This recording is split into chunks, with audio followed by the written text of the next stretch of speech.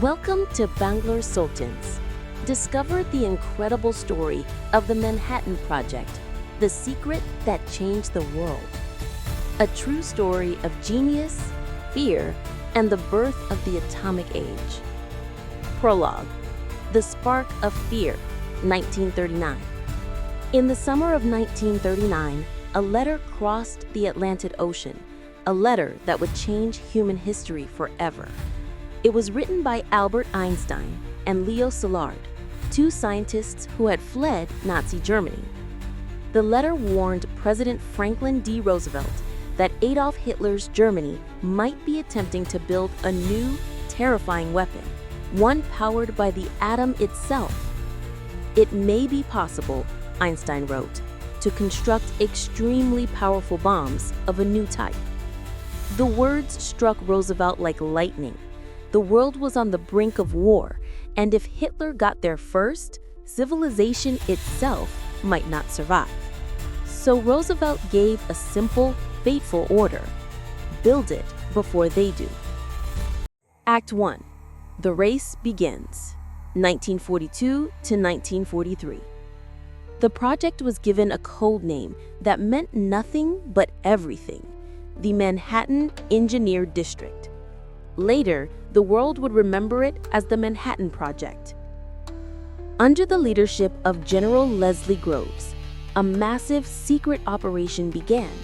Thousands of scientists, engineers, and soldiers were recruited, but most had no idea what they were working on. Entire secret cities were built from scratch. Los Alamos, New Mexico, where the bomb itself would be designed. Oak Ridge, Tennessee, where uranium would be enriched. Hanford, Washington, where plutonium would be produced. Tens of thousands of people worked around the clock behind barbed wire in total secrecy. Letters were censored. Scientists vanished from universities. Even their families didn't know what they were doing. And in the heart of it all stood one man, J. Robert Oppenheimer, the brilliant, poetic, theoretical physicist who would later be called the father of the atomic bomb. Act 2. Oppenheimer's Dream and Burden. At Los Alamos, Oppenheimer gathered a team unlike any the world had seen, a gathering of minds that read like a galaxy of stars. Enrico Fermi, who had built the first nuclear reactor. Richard Feynman, the eccentric young genius. Niels Bohr, the philosopher of physics. Their task was monumental: harness the power of the atom, the same energy that powers the sun, and weaponize it. They worked through exhaustion, isolation, and guilt. Many believed they were saving the world. Others feared they were damning it. Oppenheimer himself quoted the Bhagavad Gita in moments of reflection.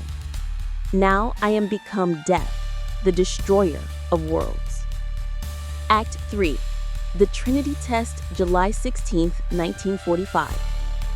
In the early hours before dawn, the desert near Alamogordo, New Mexico, became the stage for humanity's greatest gamble.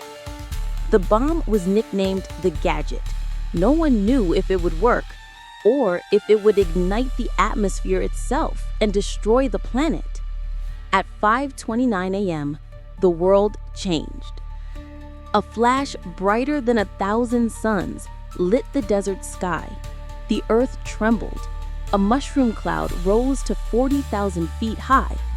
One scientist whispered, "It worked." Another, "What have we done?" The atomic age had begun. Act 4. Hiroshima and Nagasaki, August 1945. 3 weeks later, the weapon was used in war. On August 6, 1945, the bomb, nicknamed Little Boy, was dropped on Hiroshima, Japan. In seconds, 70,000 people were killed. Fires raged for miles. 3 days later, Fat Man destroyed Nagasaki. The Japanese government surrendered soon after, ending World War II. But the world stood in stunned silence. The cost of peace had been the death of over 200,000 civilians. Oppenheimer was hailed as a hero, but in his heart, he was broken. He said, "Physicists have known sin, and this is a knowledge which they cannot lose." Act 5. The Aftermath and the Moral Reckoning.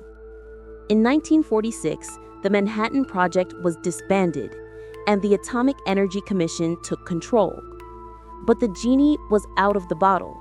By 1949, the Soviet Union had its own atomic bomb.